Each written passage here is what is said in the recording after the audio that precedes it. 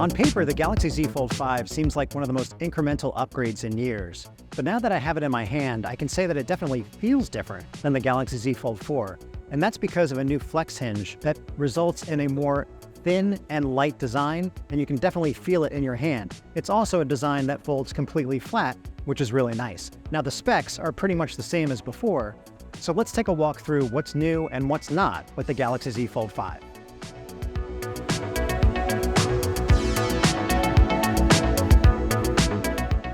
The Galaxy Z Fold 5 has a new flex hinge, and the idea is that the durability is about the same as before, but you are getting a design that closes fully flat, and it's also thinner and lighter. So the fact that they were able to deliver that without sacrificing durability is definitely a point in Samsung's favor. And you can see that it closes and it opens fairly fluidly, and it seems like it's better protected than before. And because you don't have this opening like you did on the previous Fold, there's less of a chance for debris getting in there. When folded, the Z Fold 5 measures 0.5 inches thick and 0.24 inches when unfolded, compared to 0.62 and 0.25 inches for the previous model. By comparison, the Pixel Fold is even thinner, but it weighs a heftier 10 ounces. The Z Fold 5 is IPX8 water resistant, which means it can survive 1.5 meters of fresh water for up to 30 minutes, but it's not dust resistant. I do like how the Z Fold 5's camera bump is a bit less prominent, as the flash is now positioned to the right of the three lenses, but it's still big enough to make the phone wobble on a table. The Z Fold 5 comes in three colors. My favorite is ice blue, and there's also phantom black and cream. Just like the Z Fold 4, the Galaxy Z Fold 5 packs the same size displays with a 6.2-inch OLED panel on the front and a 7.6-inch screen on the inside, but the inside panel now has a rated brightness of 1750 nits, up from 1000 nits on the previous model. Yes, the crease is still very much present, but it's not much of an eyesore. The front display is crisp and supports the same smooth 120Hz refresh rate as the inner screen, but it's fairly narrow compared to the Pixel Fold's wider cover display.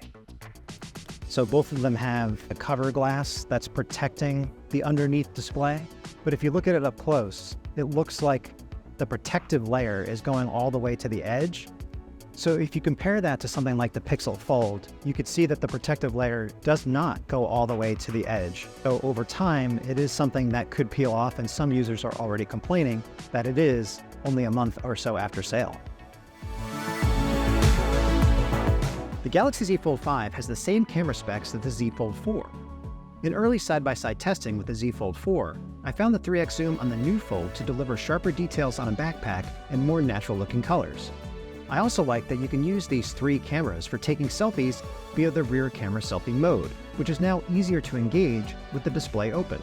Just press an on-screen button and flip the Z Fold 5 around. The cover display still houses a 10-megapixel selfie camera for when you'd rather not perform those gymnastics. Unfortunately, the inside of the Z Fold 5 still has a low-res 4-megapixel under-display camera. But once again, in my side-by-side test, the image quality looks improved, with better detail and contrast. Part of this is likely due to the image processing power of the new Snapdragon 8 Gen 2 chip. If you like to multitask, the Galaxy Z Fold 5 has some notable upgrades. Just like before, you can run up to 3 apps at once, but you can now quickly add a second app by simply swiping in from the bottom of the display or from the left. It gets better. The taskbar at the bottom of the screen displays not only your favorite apps, but also your 4 most recently used apps, up from 2 before. And you can turn any app into a floating window by simply dragging down from the top right of the display diagonally. You can even perform two-handed drag and drops. So for example, you can select an object in a photo and press and hold with one hand, then open the messaging app with the other hand and just attach the image. Speaking of apps, Samsung says that Instagram and YouTube have all been better optimized for the Fold's larger display. So that's just our first look at the Galaxy Z Fold 5, which doesn't really seem that different than its predecessor, but a lot of it's going to come down to our testing. How much faster is it with the Snapdragon 8 Gen 2 processor? How much more battery life do you get because of that chip? And how much better is the camera system even though the specs are basically the same as before? Stay tuned for our full review of the Galaxy Z Fold 5, and be sure to follow us on TikTok, Instagram, YouTube, and more. For Tom's Guide, this is Mark Spoonhour.